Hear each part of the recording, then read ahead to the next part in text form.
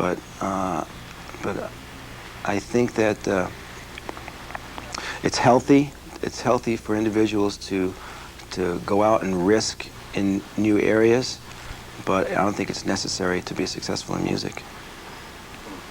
In 1971, Chicago did an unusual thing by releasing a 4-record set. In what time? 71. Oh, okay. All right. Remember why? I do. Live album? Oh, yeah. Do you remember why it was such an extensive release, all in one package?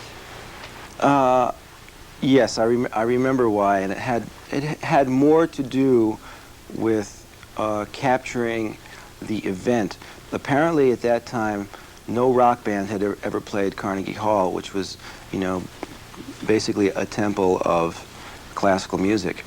So we wanted to capture that event and give the record-buying public the feeling of having been at the concert. So we basically gave them the full performance, and we gave them posters, and we gave them, you know, I think in the original packages there were actually ticket stubs for, you know, for the seats in Carnegie Hall. So that was all sort of the whole concept of the album, was, you know, not just give somebody, well, here's a record that was recorded live, but give them some feeling for the experience, because we were very honored to be allowed to play Carnegie Hall.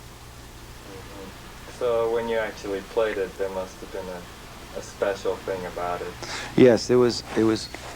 Like, again, I say it was really, nobody had ever done it before, and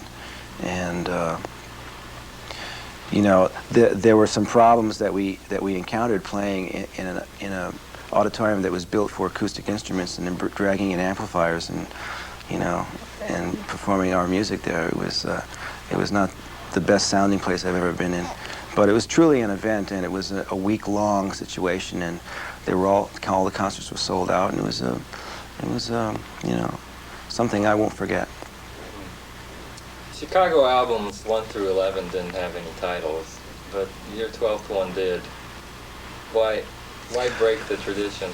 Well, I think at that time, this was like right after Terry Kath died, and we had changed management, we had changed producers, and we thought that, you know, maybe this was a sign that we should step away from what we had been doing for 11 albums. And my personal opinion is it doesn't matter what you call an album. It really doesn't matter. It doesn't matter what any artist calls any album, ever. I think what really matters is what's on the album. So we've gone back to numbering our albums again. Chicago seems to be doing many slower tunes now, whereas the older ones were maybe more aggressive. Yeah. Why is that?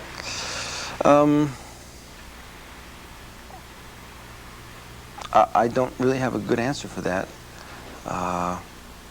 David Foster, who has been our producer for the 3 albums, is a musician who's I think his strengths lie in the writing or producing of ballads. So that kind of music is something he is particularly drawn to. So that's why I think that there are 2 ballads, you know, 2 really real ballads on Chicago 18, and quite a few sort of mid-tempo things. And there's no real reason. It's just sort of, that's the way the tunes worked out. There's something about the musicianship and musicality of something that's a ballad that allows, you know, the artist to show some sensitivity and show some feeling. So that would be as close as I can get to a reason. Speaking of David Foster, what is he like to work with? David is very much a perfectionist, and he's just a brilliant musician, and he's a friend, and it's very different working with David than with the other producers that Chicago has worked with. He's real keyboard oriented, and he's wonderful to be to be working with, like, if you're a singer, because I think he's gotten the best performances that I've ever done vocally in years, just because he gives you that, brings that something extra to the session where you know, he'll give you ideas, and he'll you know, really go out of his way to make you feel comfortable in the recording studio. Tell us about the new album. What would you like to know? What are you proud of regarding that? The new one? I mean, just basically, I'm proud to have done another album with Chicago. 18 albums is a lot of albums, and coming off Chicago 17, which after all these years was our most successful album worldwide, and to come back with something like Chicago 18, the songs are really, really above average. I mean, the worst song on there is still a great song. So I'm particularly proud of the way everybody performed on the record. I'm really proud of the new member of the group, Jason Scheff. I think Chicago's vocals have never sounded better. I guess you can tell I'm very proud of this album. What is Chicago's writing process? I mean, over the years it has varied, but I can tell you what happened for this album, and that is, when we got off the road. You need another tape? No. Okay. No, I'm sorry.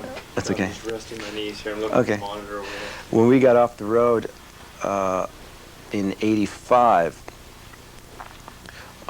most of us began writing with various partners, and that seems to be the way we work now. I just started calling various musicians that I had known, or maybe people I hadn't known but thought I would like to work with, and began a series of writing sessions. Then in October